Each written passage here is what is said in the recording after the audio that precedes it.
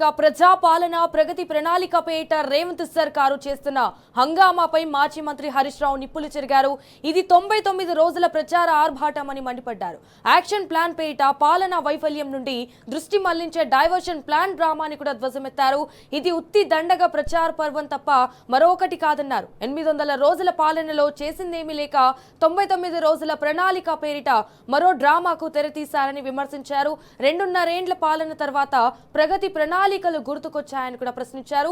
అమలుకు నోచుకొని 6 గ్యారంటీలు, పాలన వైఫల్యాలు, కోట్లు కొల్లగొట్టేందుకు చేసిన స్కామ్లు, ప్రజల చిత్కారాల నుంచి దృష్టి మళ్లించేందుకు కాంగ్రెస్ ప్రభుత్వం చేస్తున్న మరో డైవర్షన్ ప్లానే ఇదని వివరించారు హరీష్ రావు.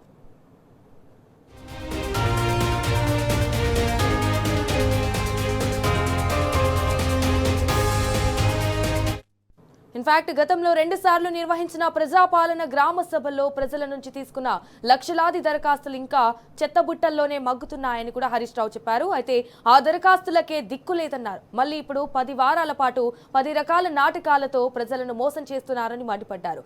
2.5 ఏండ్లలో అసలు ఏం చేశారని ప్రచారం నిర్వహిస్తున్నామని రేవంత్ అంటూ కూడా సూటిగా నిలదీశారు హరీష్ రావు. గ్రామ సభలు, వార్డు సభలు నిర్వహించి మీ వైఫల్యాలను ప్రచారం చేసుకుంటారా అని ఎద్దేవా చేశారు. కోతల సమయం వచ్చినా ఇప్పటి వరకు ఈ సీజన్ రైతు భరోసాకే దిక్కు లేదన్నారు. గత సీజన్ పంట బోనస్ ఇవ్వక చేతులెత్తాసారని కూడా దుయ్యబట్టారు. చివరకు యూరియా కూడా సరఫరా చేయలేక రైతులను నడి రోడ్డుకు ఈడ్చారని మండిపడ్డారు.